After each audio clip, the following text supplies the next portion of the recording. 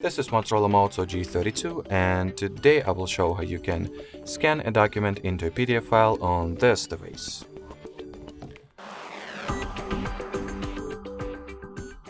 So to start, you will need to find and launch the Google Drive app that should come pre-installed on your phone.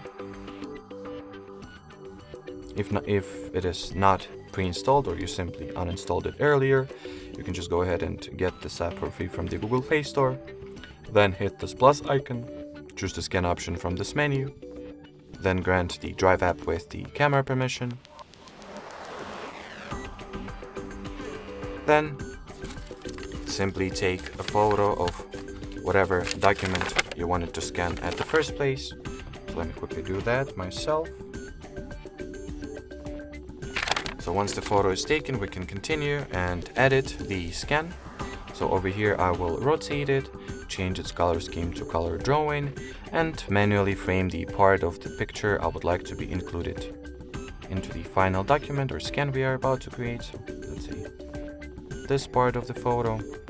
Then hit the save button once you're ready, save once again, and well, in a few seconds the file will be uploaded to your drive, and here is the result.